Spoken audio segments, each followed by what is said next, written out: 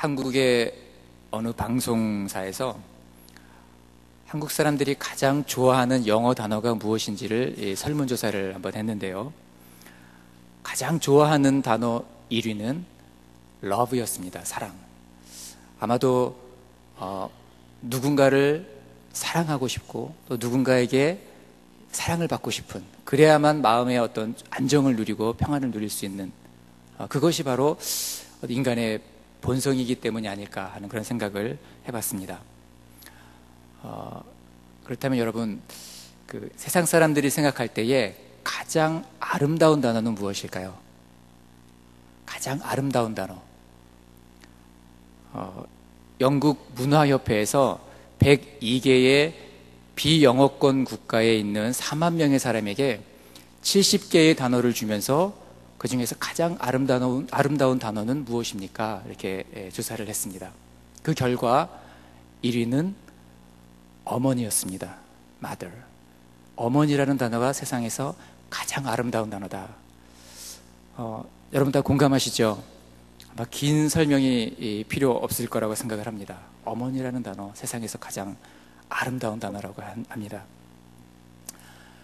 그런데 여러분, 세계적인 영성신학자인 필립 얀시가 우리 시대의 마지막 최고의 단어가 하나 있는데, 이 땅의 모든 단어가 다 타락하고 다 변질되고 소멸된다고 할지라도 마지막 하나 남는 가장 귀한 단어가 하나 있는데, 그것은 바로 grace, 은혜다, 이런 이야기를 했습니다.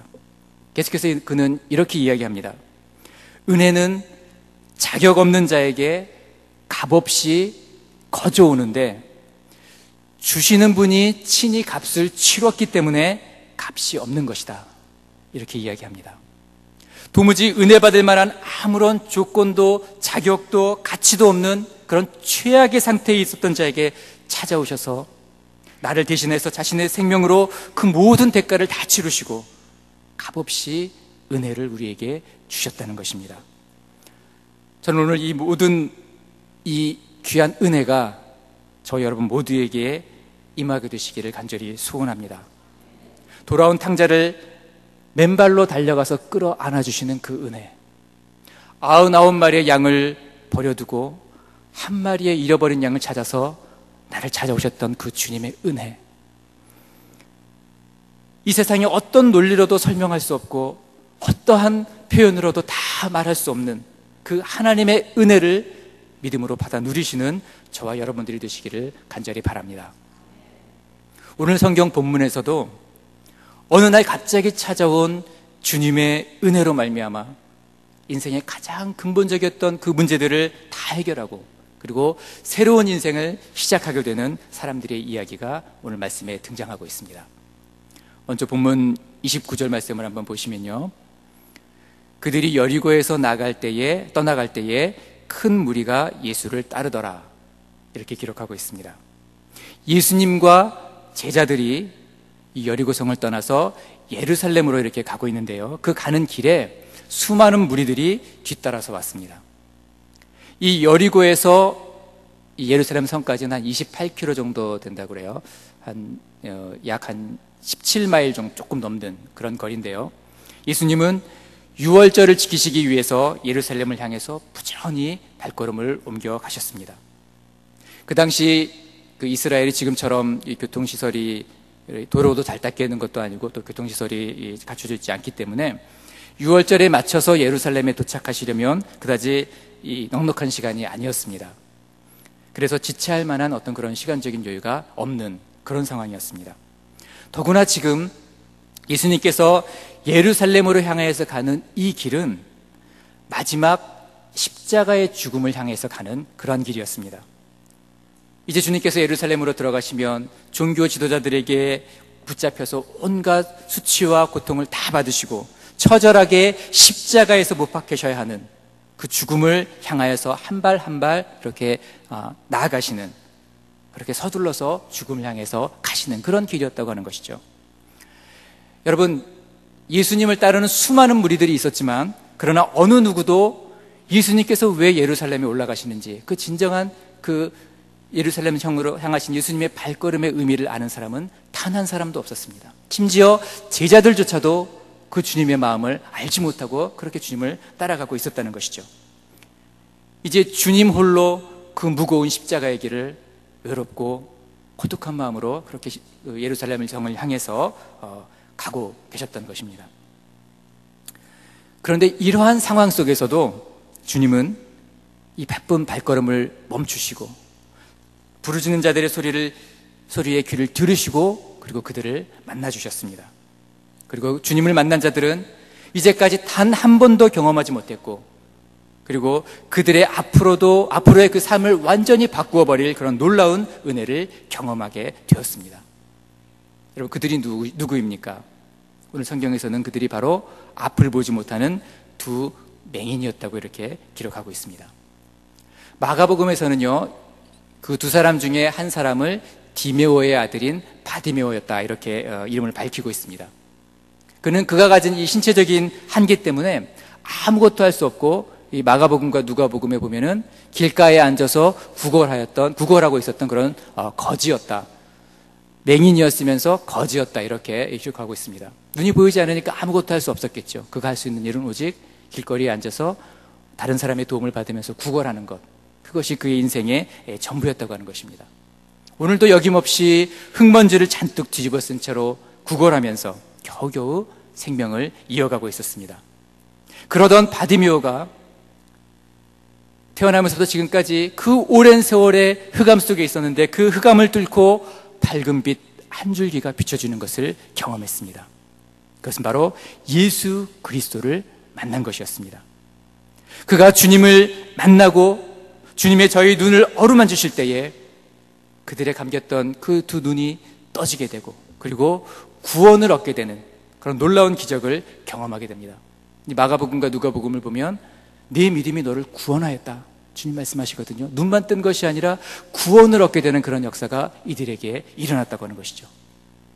여러분, 주님을 만나는 것 그리고 주님을 경험하는 것, 그 인자한 손길이 나를 만지시는 것, 이것은 그냥 한번 지나가는 그런 좋은 추억으로 그치는 것이 아니라 우리의 근본적인 모든 삶의 변화를 가져온다는 것을 여러분 믿으시길 바랍니다.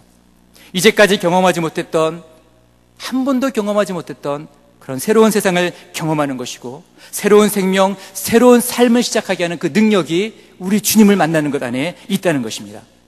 사망에서, 죽을 수밖에 없었던 그 사망에서 생명으로 옮겨지는 구원의 시작이고요, 모든 질병과 상처와 아픔과 고통 가운데서 치유를 받아서 자유케 되어지는 그러한 경험이며 또 이 땅에서 하나님이 주시는 놀라운 축복과 그 평안을 받아 누리는 길이기도 하고, 뿐만 아니라 하나님의 나라를 위해서 귀하게 쓰임받는, 사명을 감당하게 되는 또 그러한 축복이 바로 예수 그리스도를 만나는 것에서부터 시작하게 된다는 것입니다. 오늘 우리는 이 바디메오의 이야기를 통해서 우리가 어떻게 하면 이 놀라운 은혜를 경험하게 되는가, 이 놀라운 은혜를 경험하게 되는 아주 간단하지만 그러나 중요한 원리 몇 가지를 한번 좀 살펴보려고 합니다. 먼저 30절 말씀을 같이 한번 읽어보겠습니다. 30절 말씀 시작. 맹인 두 사람이 길가에 앉았다가 예수께서 지나가신 다음을 듣고 소리질러 이르되 주여 우리를 불쌍히 여기소서 다윗의 자손이여 하니. 아멘. 첫 번째, 오늘 이 바디메오가 은혜를 경험하는 데 있어서 가장 중요했던 사실은 그가 길가에 앉아 있었다는 것입니다. 그것도 다른 길가가 아닌 예수님이 지나가시는 그 길에 이 바디메오가 앉아 있었다는 것이죠. 여러분, 이들은 일부러 의도하진 않았지만 그들은 예수님이 지나가시는 그 길에 앉아 있었습니다. 여러분, 이 두 맹인은 예수님께서 그 길을 지나가실 것이라는 사실을 전혀 모르고 있었어요. 그러나 중요한 것은 그들이 그 길에 있었다는 것입니다. 본인이 의도하지 않았지만 예수 그리스도께서 지나가시는 길, 그 은혜의 자리에 그들이 앉아 있었다는 것이죠. 여러분, 세상에 어떠한 화려하고 아름다운 길도, 아무리 반짝거리는 길도 이들에게는 아무런 소용이 없는 무용지물입니다. 네온사원이 반짝거리고 아스팔트가 잘 깔려있는 다운타운의 어떠한 길도 이들에게는 의미가 없다는 것이죠. 이 바디메오의 인생을 바꿔 놓을 수가 없다는 것입니다.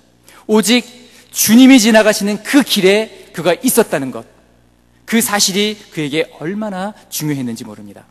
그날 그 시간에 그 자리에 있었다는 것이 바디메오의 삶을 바꾸어 놓았다는 것입니다. 여러분, 누가복음 7장에 나오는 이 나인성의 과부를 여러분 아시죠? 그는 하나밖에 없는 죽은 아들을 장사 지내기 위해서 나인성에서 나와서 그리고 이 무덤으로 정말 처절하게 울부짖으면서 이렇게 가고 있었습니다. 그런 말이 있죠. 부모가 죽으면 땅에 묻지만 자식이 죽으면 마음에 묻는다 그러죠. 그녀는 과부였고 단 하나밖에 없었던 아들, 그가 의지하고 있었던 그 아들이 죽어버렸습니다. 이거는 그가 이 나인성 과부는 모든 것이 다 끝났다는 것을 의미하는 거예요. 더 이상 그가 기대하고 의지할 것은 아무것도 없다는 것을 의미합니다. 완전한 절망 상태에 있었다는 것이죠. 그러한 상태로 이 여인은 나인성에서부터 나오고 있었다는 것입니다. 이스라엘의 율법상 이 시체를 만지는 것은 부정한 것입니다. 그래서 한번 시체를 만지면 다시 정결하게 되기 위해서는 7일이라는 시간이 필요해요. 7일 동안 성에 들어가지도 못하고 성 밖에서 정결케 하는 의식을 거치고 그리고 성으로 들어가야 됩니다.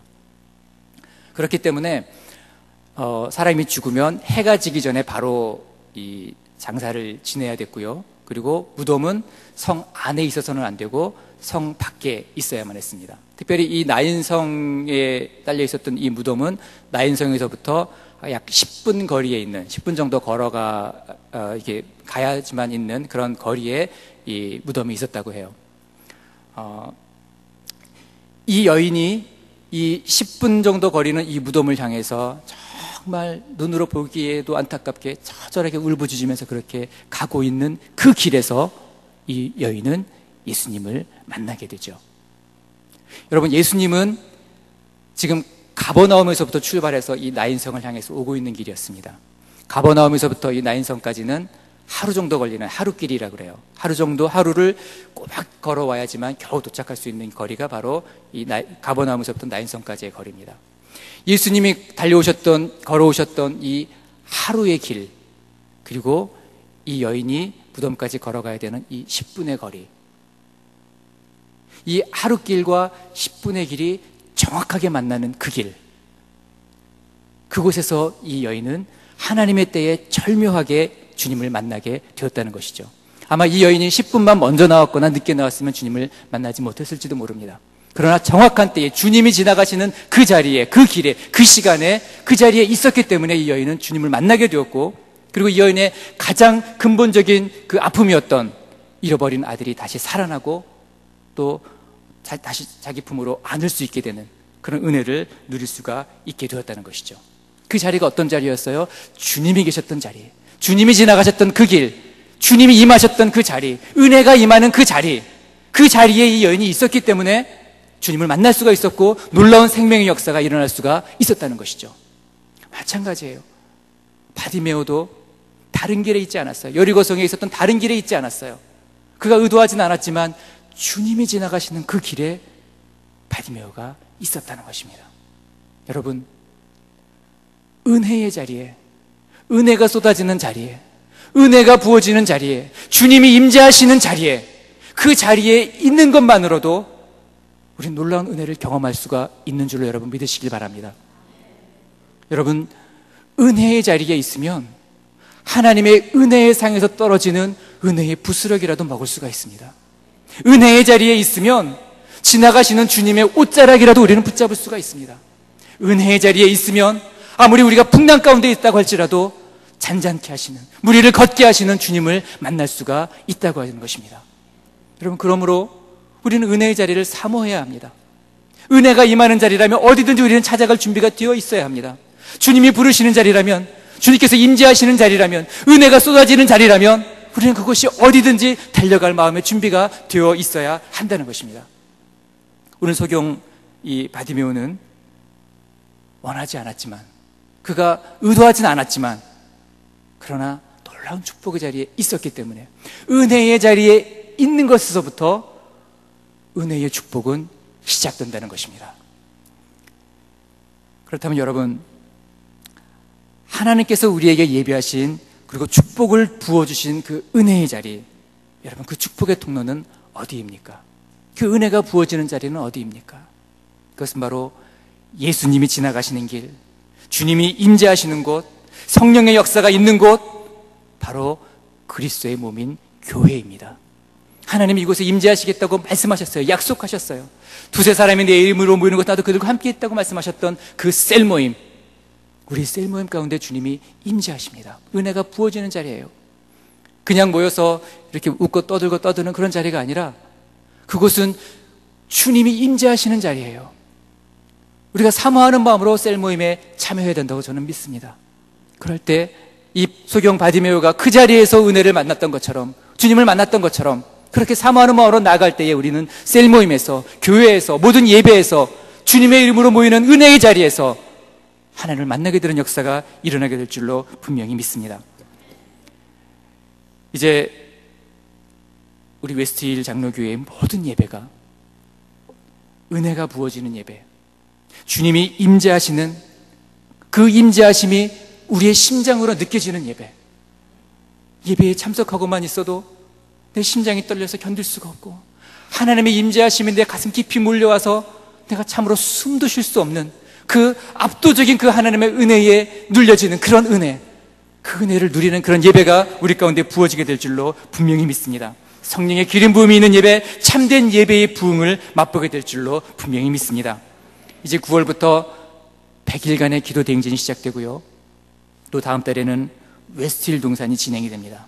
여러분, 이제 은혜의 계절이 시작됩니다. 하나님의 은혜의 역사가 이제 시작될 것입니다. 사모하는 자, 은혜의 자리로 나가는 자는 그 은혜를 맛보게 될 줄로 분명히 믿습니다. 내가 은혜 베풀 때에 너에게 듣고 구원의 날에 너를 두었다 하셨으니 보라, 지금은 은혜 받을 만한 때요, 보라, 지금은 구원의 날이로다. 이 말씀을 믿으시길 바랍니다. 여러분, 우리는 가야 합니다. 은혜가 있는 곳이라면, 주님의 역사가 있는 곳이라면 우리는 가야 합니다. 정확한 주님의 시간에 우리를 만나기 위해서 기다리시는 그 주님 앞으로 우리는 나아가야 한다는 것입니다. 이 모든 시간을 통해서 주님이 함께 하시는 그 은혜의 길가에 서서 주님의 손길이 나를 만지실 수 있도록 그분 앞에 나아가시는 저와 여러분들이 되시기를 간절히 바랍니다. 두 번째로 바디메오가 은혜를 경험하게 되었던 결정적인 사건은요, 그가 예수께서 지나가신다는 소문을 들었다는 것입니다. 오늘 또 한 가지 그에게 축복을 가져다 준 행동은 바로 듣는 일이었습니다. 예수께서 지나가신다는 소문을 들었다는 것입니다. 만약 그들이 그 소문을 듣지 못했다면 결코 주님이 지나가실 때 그들은 부르짖지 못했을 것입니다. 다윗의 자손 예수여 나를 불쌍히 여겨 주옵소서, 이렇게 부르짖지 못했을 거예요. 주님이 지나가신다는 소리를 듣지 못했다면 이 소경들은 잠잠했을 것이고, 그리고 나면서부터 지금까지 해왔던 구걸하는 그 일들을 계속하면서 그 헝먼지에 쌓여서 그렇게 세월을 보내고 말았을 것입니다.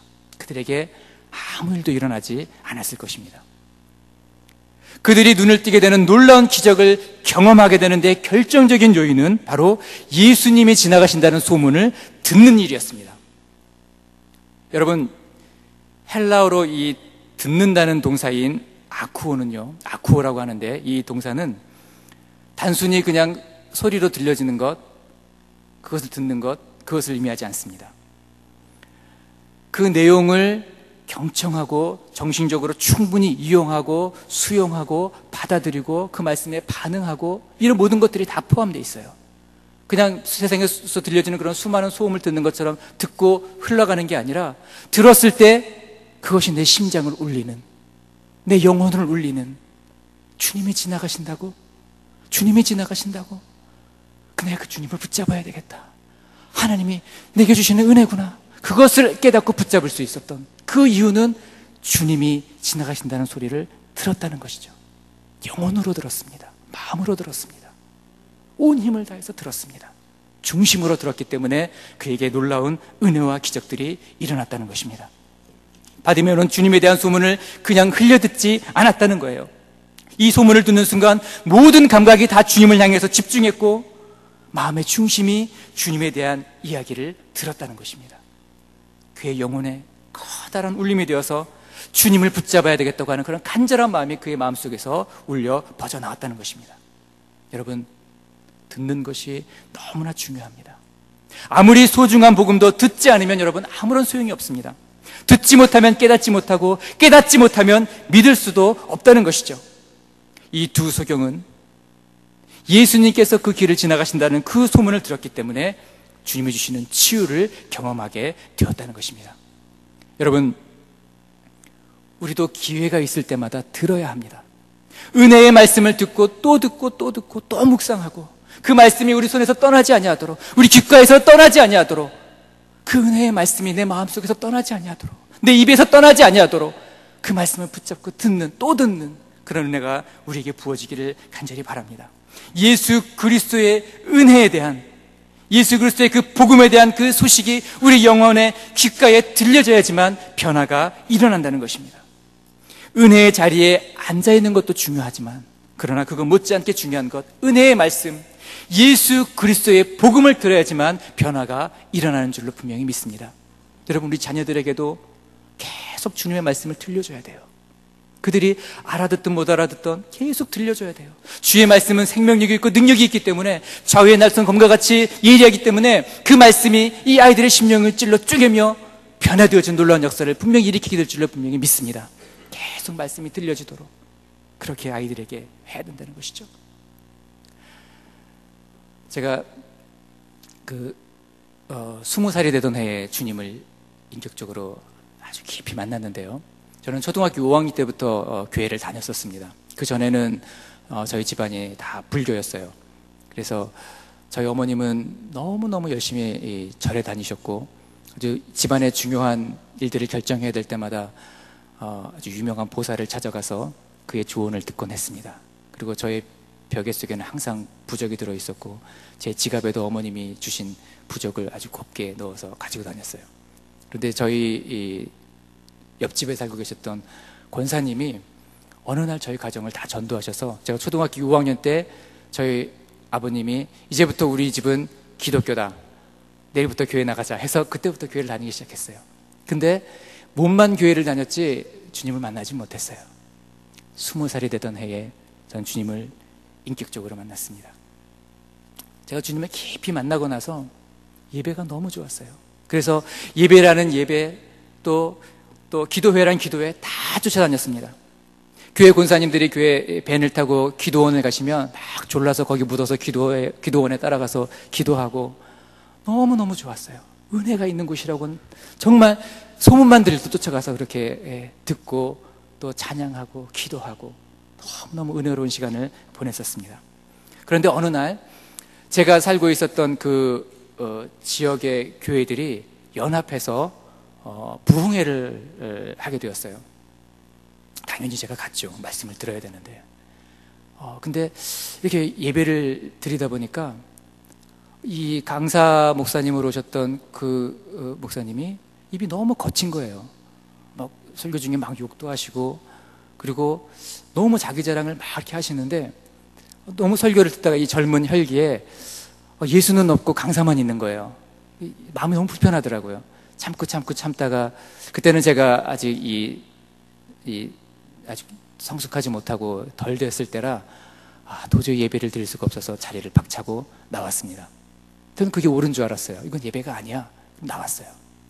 그런데 놀라운 것은 제가 그 다음 주에 저희 교회에 가서 청년들하고 교제를 하는데, 제 1년 선배가 그 예배를 통해서 주님을 영접하고 구원을 받게 되었다는 거예요. 저는 깜짝 놀랐습니다. 아니, 그 예배, 내가 뛰쳐나왔던 예배인데? 전 너무 궁금했어요. 왜 누구는 그 예배를 견디지 못하고 뛰쳐나오는데, 누구는 똑같은 예배에서 복음을 듣고 구원을 받고 은혜를 체험하게 되는가? 그때 제가 깨달은 것이 한 가지 있었습니다. 그것은 전하는 자도 중요하지만 듣는 자의 마음이 참 중요하구나. 어떠한 마음으로, 어떠한 자세로 예배를 드리는지가 너무너무 중요하구나. 말씀을 듣되 그 말씀을 어떠한 자세로 듣느냐, 이것에 따라서 인생이 바뀔 수도 있구나 하는 그런 생각이 들었습니다. 예배를 드릴 때, 말씀을 드릴 때 말씀을 평가하고 판단하는 그런 위치에서 듣는 것이 아니라, 예배를 드리는 자 중심의 예배가 아니라 예배를 받으시는 하나님 중심의 예배. 예배를 통해서 그럼 내가 하나님께 무엇을 해야 될까? 이 말씀을 듣고 이 말씀 통해서 하나님 내게 주시는 말씀은 뭘까? 이 말씀의 거울에 나를 비춰봤을 때 그럼 내가 변해야 될 것은 무엇일까? 오늘 이 예배, 이 말씀을 통해서 내가 붙잡아야 될 한 말씀이 있다면 그것은 뭘까? 귀를 쫑긋 세우고 그 말씀에 집중을 하면, 예배의 태도가 바뀌면 예배의 은혜가 바뀐다는 것을 저는 그때 깨달았습니다. 그래서 저는 결단했어요. 그때 누가 설교를 하든지, 누가 찬양을 인도하든지, 누가 예배를 인도하든지, 하물며 제가 그때 아동부 교사로 섬기고 있었는데 아동부 애들이 앞에 나와서 찬양 인도해도 나는 은혜 받아야 되겠다. 그 가사에 은혜 받아야 되겠다. 내가 찬양하면서 임재하시는 주님을 만나야 되겠다. 결단을 했습니다. 여러분, 은혜의 자리에 앉아있는 것 중요하고요, 은혜의 말씀을 듣는 건 너무 중요합니다. 그러나 사모하는 마음으로, 주께서 나에게 어떤 말씀을 하실까 간절히 사모하는 마음으로 여러분 말씀을 들으시기를 바랍니다. 말씀을 듣되 그냥 흘려듣는 것이 아니라, 말씀을 평가하고 판단하는 것이 아니라 바디메오처럼 이렇게 아쿠어하는 것, 그냥 듣고 흘리는 것이 아니라 마음을 열고 중심으로 은혜를 사모하면서 듣는 것, 주의 말씀을 아멘으로 받고 그 말씀에 내 자신을 비춰보고 돌이키고 변화하려는 마음으로 듣는 것, 이것이 놀라운 은혜의 역사를 경험하게 만든다는 것입니다. 여러분, 오늘 이 시대에는 얼마나 들어야 할 것들이 많은지 모릅니다. 얼마나 많은 소리 들리는지 몰라요. 여러분, 우리가 그 큰 도시에서 밤하늘을 쳐다보면 별이 잘 보이지 않죠. 그러나 깊은 산 속에 들어가면 별이 너무 잘 보이죠. 이 밝은 곳에서 별이 보이지 않는 이유는 우리가 별이 없어서가 아니라 우리가 보아야 할 밝은 빛들이 너무나 많기 때문에, 우리 시선이 다른 곳을 향하고 있기 때문에 별이 보이지 않는 거예요. 주님이 말씀하시지 않기 때문에 듣지 못하는 것이 아니라 우리가 들어야 될 것들이 너무나 많기 때문에, 우리 귀가 다른 곳을 향해서 너무 많이 열려있기 때문에, 우리 귀가 다른 곳에 다른 소리를 너무 많이 듣기 있기 때문에 주님의 음성이 들리지 않는다는 것이죠. 모든 것이 하나같이 그럴듯한 그런 진리인 것처럼 포장해서 외치되고 있습니다. 그러나 이 땅의 모든 소문을 다 들어도 예수 그리스도에 대한 소문을 듣지 못하면 아무런 소용이 없다는 것입니다. 우리가 이 땅에서 죄를 짓게 되고 잘못된 길로 빠지게 되고 헛된 유혹에 빠지게 되는 가장 큰 원인은 진리에 대해서 잘 모르고 무지하기 때문이라는 것이죠. 모든 것을 다 버려도 반드시 드려야 할 진리의 말씀을 놓치고 살기 때문에 우리는 그렇게 쉽게 넘어지고 만다는 것입니다. 사랑하는 성도 여러분, 말씀을 사모하심으로 그 안에 우리에게 주시는 축복과 위로와 경고와 책망의 말씀을 듣게 되시는 저와 여러분들이 되시기를 바랍니다. 말씀은 우리의 귀를 즐겁게 하는 것이 아니라, 진정한 말씀은 우리의 삶에 변화를 가져옵니다. 말씀을 들으심으로, 말씀을 가슴으로 들으심으로, 영으로 들으심으로 변화를 일으키는 저와 여러분들이 되시기를 간절히 바랍니다. 세 번째로 이 바디메오에게 중요했던 사실은 이 소식을 들었을 때에 이들이 보였던 반응이었습니다. 여러분, 길가에 앉아서 구걸을 하고 있었던 이 두 맹인은요, 예수님께서 지나가신다고 하는 그런 말씀을 듣고 여러분 어떤 반응을 보이고 있습니까? 소리 질러서 부르짖고 있죠. 예수께서 지나가신다는 그런 소식을 듣고 이들은 소리를 질렀습니다. 주님이 지금 얼마큼 가까이 오셨는지, 보이는지 안 보이는지, 지나가셨는지 저 멀리서 오고 계셨는지 이들은 알 수도 없었고 볼 수도 없었습니다. 그러나 이들의 즉각적인 반응은 소리질러 외쳤다는 것입니다. 주여, 우리를 불쌍히 여겨 주옵소서. 다윗의 자손 예수시여. 이 소리는 예수님의 귀에까지 들릴 만큼, 그 많은 사람들의 시끄러운 소리를 뚫고 들어가서 예수님의 귀에 들릴 만큼 그렇게 커다란 외침이었을 것입니다. 이 안에 주님을 만나서 눈을 뜨고자 하는 그 두 소경의 강한 열망이 담겨져 있었습니다. 우연히 그 길에 있었고요, 그리고 예수에 대한 소문을 들었지만 그들이 반응을 보이지 않았다면, 그들이 행동하지 않았다면, 그들이 외치지 않았다면, 잠잠하게 침묵하고 있었다면 역시 아무런 기적도 일어나지 않았을 것입니다. 그러나 이들은 기회가 왔을 때, 은혜가 왔을 때 그것을 놓치지 않고 붙잡으려고 몸부림치고 부르짖어 외쳤다는 것입니다. 최선을 다해서, 자신의 최선을 다해서 부르짖고 있었다는 것입니다. 더욱 간절히, 더 큰 소리로 외쳐 불렀습니다.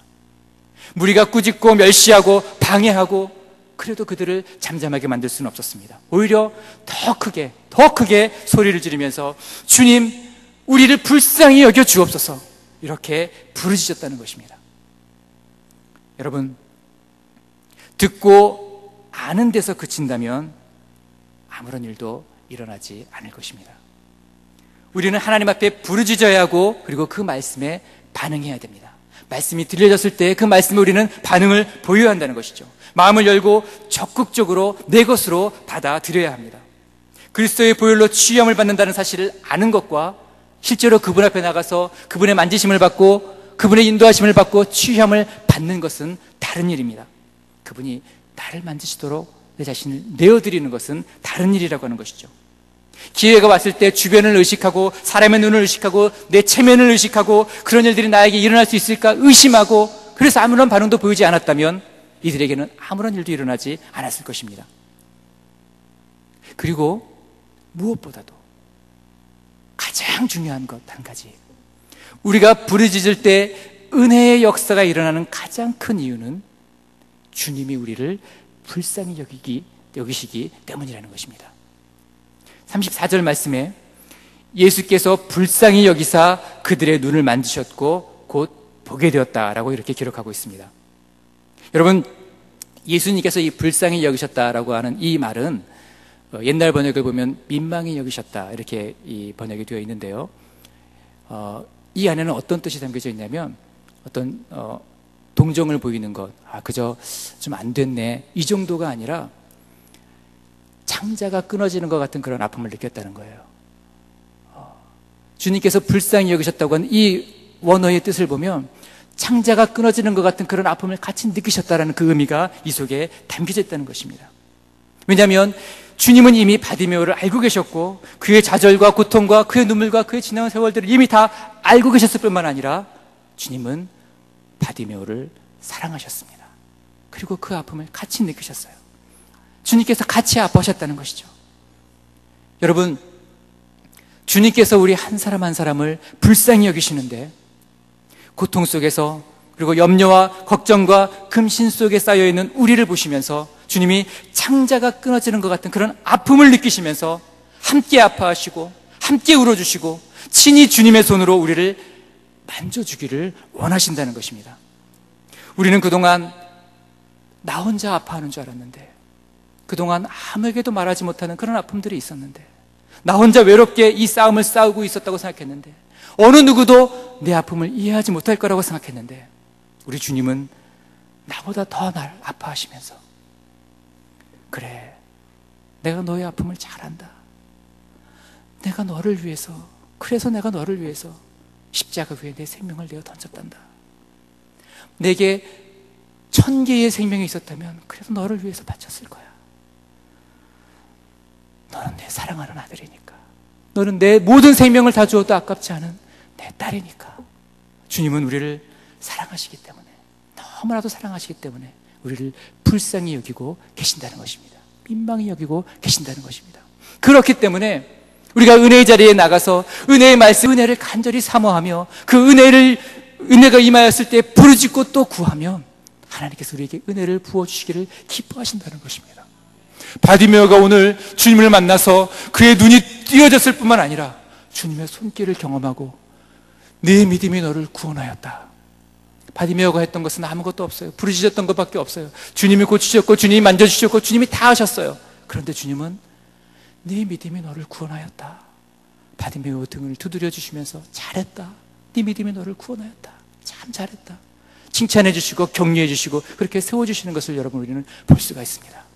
여러분, 저와 여러분 한 사람 한 사람을 향해 우리 주님은 눈길을 떼지 아니하시고 지금도 바라보시면서, 지금도 지켜보시면서 우리가 아파할 때 같이 아파하시고, 우리가 눈물 흘릴 때 같이 눈물을 흘리시고, 우리가 부르짖을 때에 귀를 아쿠어하는 그 단어가 우리가 듣는 것도 있지만 하나님께서 들으신다는 거에도 이 아쿠어라는 단어를 똑같이 쓰십니다. 우리가 기도할 때 하나님이 들으시는데 그냥 들으시는 것이 아니라, 그냥 흘려 들으시는 것이 아니라 온 마음을 다해서 모든 그 감각을 다 기울여서 들으신다고 그렇게 말씀하세요. 그 주님이 저와 여러분의 주님이신 것을 여러분 믿으시길 바랍니다. 사랑하는 성도 여러분, 하나님은 이미 엄청난 축복을 준비해 두셨습니다. 그리고 우리 주님은 그 축복이 우리에게 부어지도록 십자가 위에서 모든 장애물들을 다 제거해 놓으셨습니다.